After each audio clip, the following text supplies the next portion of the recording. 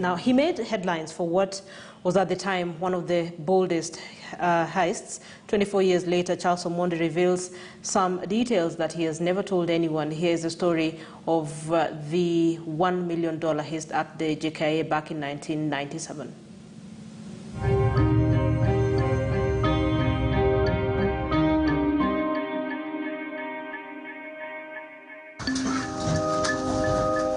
My full names are Charles Omondi Odhiambo.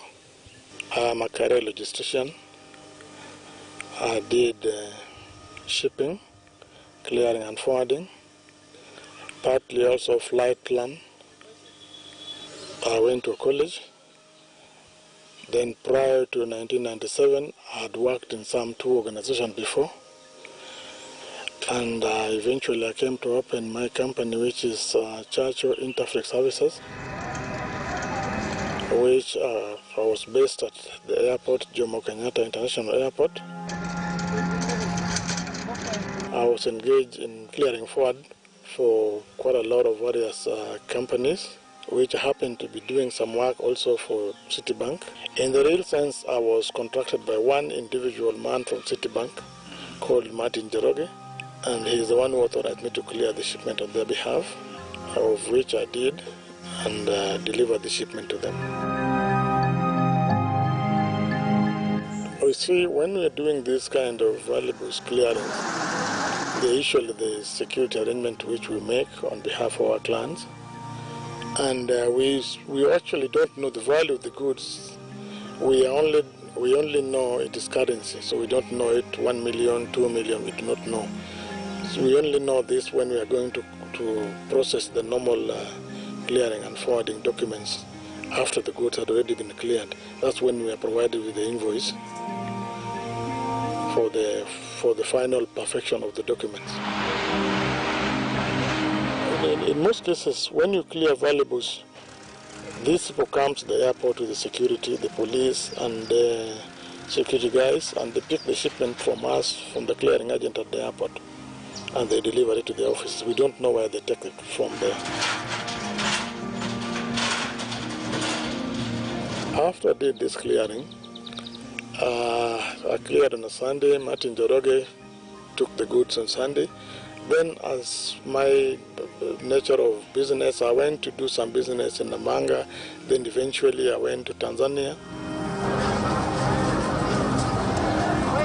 I got a call on Tuesday that the police were looking for me when I was in Dar es Salaam. And I asked them to explain what is the purpose of looking for me, and they told me they were looking for me because of this particular shipment which I cleared over the weekend, and it was not delivered to the rightful owners. So I told them there is something I'm currently engaged in Dar es Salaam. When I'm through, I'll come back. From Dar es Salaam, the police kept on harassing me, harassing my family.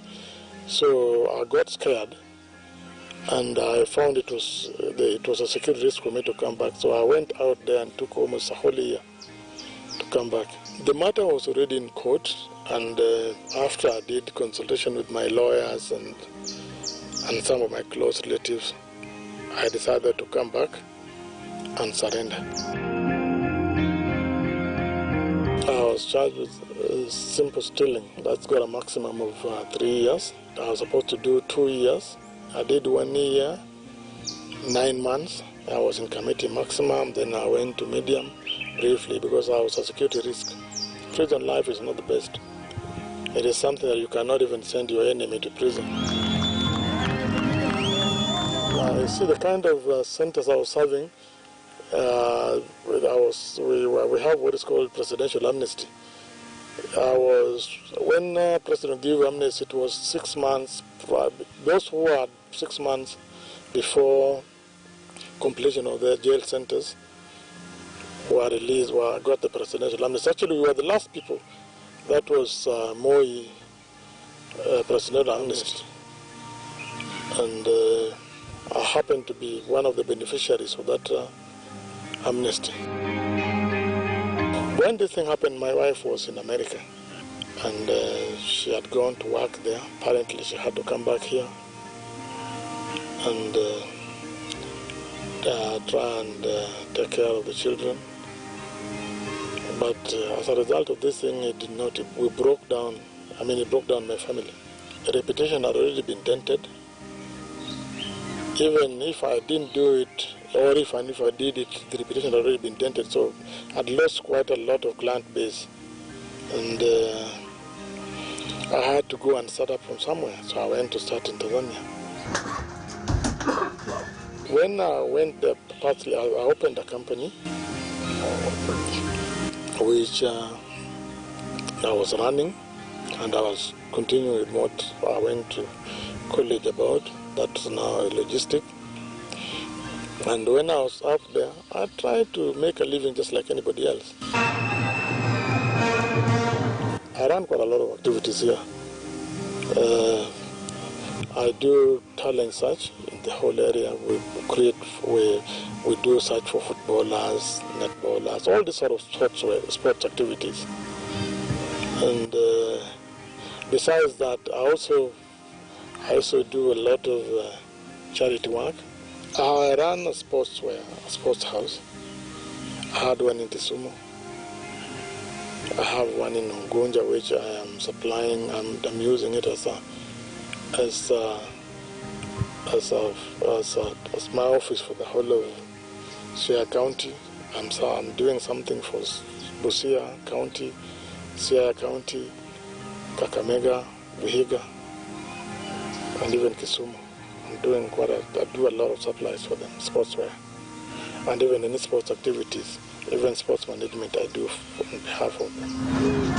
For a Luo man, there's no question of remarrying. You know, Luo men, women never leave Luos. Yes. Even if they go to Germany, they go wherever, they're still your wife.